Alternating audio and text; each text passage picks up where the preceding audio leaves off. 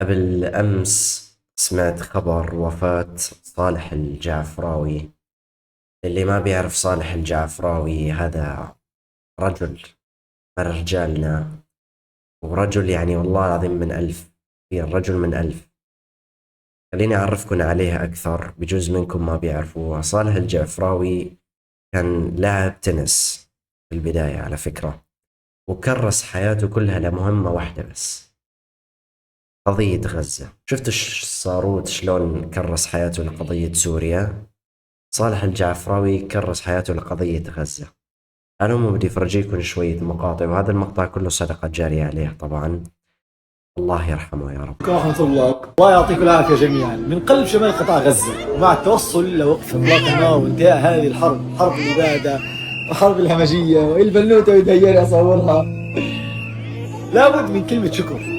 كلمة الشكر هذه لكل الأشخاص اللي وقفت مع القضية الفلسطينية طوال السنوات الفائتة، خصوصا في سنتي الحرب. كثير ناس كانت واقفة بقلب ورب، قاطعت وساندت ودعمت بالمظاهرات وبالاعتصامات وبالاحتجاجات وبكل طريقة بتقدر تدعم فيها. فلازم من قلب غزة نوجه لهم رسالة شكر ورسالة امتنان. والله يعطيكم ألف عافية، وانتم كان لكم دور أساسي في انتهاء هذه الحرب. ما حد يستقل من نفسه. لما احنا قلنا لكم انكم انتم حتكونوا بصمة في هذه الحرب، فعلا كنتوا بصمة. فرق كرة القدم اللي كان لها دور جدا كبير في إيصال الرسالة، أسطول الحرية، أسطول الصمود، كثير من الممثلين والمغنيين والمشاهير على مستوى الوطن العربي وعلى مستوى العالم. شكرا لكل شخص ساند ودعم القضية الفلسطينية بأي شكل. ورسالة جدا مهمة: صح الحرب انتهت، لكن ضلكم مع غزة، ابقوا مع غزة دائما، لأنه غزة محتاجة لصوتكم خصوصا في المرحلة القادمة. الحرب العسكرية انتهت، لكن في حروب كتير ستتكشف خلال الأيام القادمة. فضلكم موجودين مع غزة، وإحنا أصحاب هذه الأرض، إحنا إلنا الحق في الحياة على هذه الأرض، وإن شاء الله حنضل موجودين على هذه الأرض وحنعمرها وحنرجعها أحسن من قبل. تحياتي لكم جميعا من قلب شمال قطاع غزة، صالح جعفر. هي نبذة بسيطة عنه، اعذروا صوتي هيك شوي لأني مرضان شوي. هي نبذة بسيطة عنه. قديش الشاب يا أخي، قديش الشاب لطيف، لطيف كثير وطيب. يعني شكر الكل، أقسم بالعظيم أنا متيقن إنه أي رجال هلا قاعد يعني يشوف مقاطعه وسمع استشهاده في مستحي، والله العظيم مستحي يا أخي. الواحد بيطلع بينه وبين نفسه بيقول أنا يعني أنا شو سويت؟ عن جد أنا شو سويت يا أخي؟ رجال مثل هذا كرس حياته لهيك قضية. في الواحد بيطلع في حاله قاعد عن يحكي على مايك وبعيد عن هالأمور، فأقسم بالله الواحد حرارته بترتفع من الخجل عن جد. بس يعني الله يرحمك يا رب ويجعلها صدقة جارية، ويجعل أقل شيء هيك سويه إني أنقل هالشي يعني. لحظات انتظرنا سنوات لنعيشها، انتظرنا سنتين عشان نعيش هذه اللحظات. سجدات الشكر في مفترقات مدينة غزة. هذه اللحظات اللي انتظرناها سنتين من العذابات المستمرة، اليوم بنعيشها في شمال قطاع غزة. الحمد لله رب العالمين، الحمد لله ربنا أكرمنا وشفنا هذه المشاهد. رجال، والله رجال، اقسم بالله العظيم يا اخي الواحد مقهور كثير. الله، او ليش لا سمح الله ان شاء الله لو استشهدت انه الناس تفكر عن جد هي مزحه، او تفكر انه لا، تفكر انه زي كل مره اشاعه، خلاص ما تصدق. اجل خير هي عن جد ممكن استشهد. ممكن استشهد لو استشهدت زدكم، يعني مش تصدقوش الله او ليش. شوفوا هي مقطع من مقاطعه على ان شاء الله استشهد.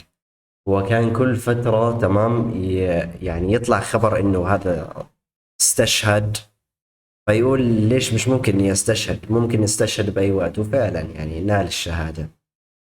يعني ترى الشهادة شيء مش قليل أبدا، والله العظيم شيء مش قليل. اخترقوا جسده ب7 رصاصات. عملاء الاحتلال اختطفوا صالح الجعفراوي وقتلوه ب7 رصاصات. رصاصة قتلت فرحه بنهاية الحرب، رصاصة قتلت إحساسه الزائف بالأمان، رصاصة قتلت حلمه بإعادة إعمار غزة، رصاصة قتلت معدته الخاوية اللي عم تستنى أكل بجوز لأول مرة، رصاصة قتلت أمل أبوه إنه يرجع، رصاصة زادت عدد الصحفيين اللي استشهدوا بغزة ل 253 صحفي وصحفية، ورصاصة رصاصة رفعته للرفيق الأعلى. الله يرحمه ويرحم كل شهداء غزة.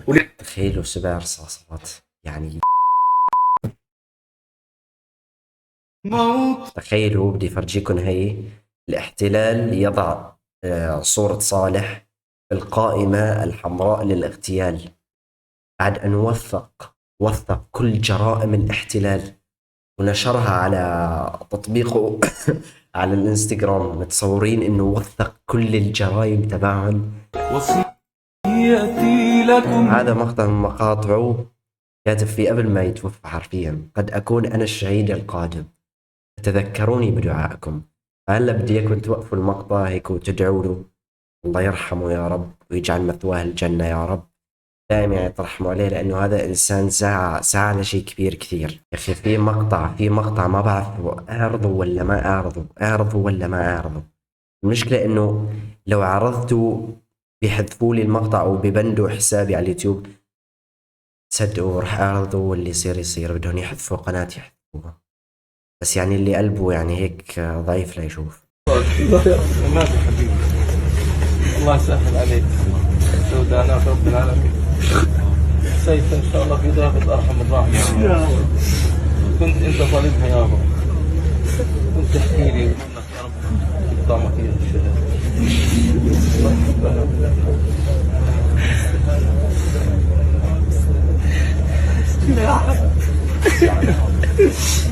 طبعا آخر ما في هذا المقطع، تمام، خلونا هيك صدقة جارية عنه.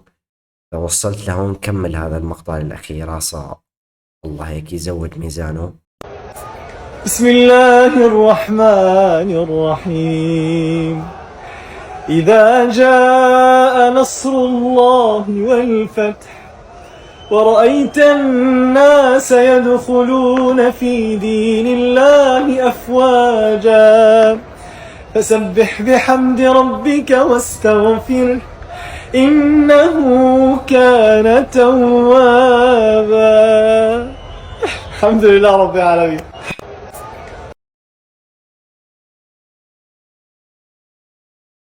بس يا جماعة الخير، هون وصلنا نهاية المقطع.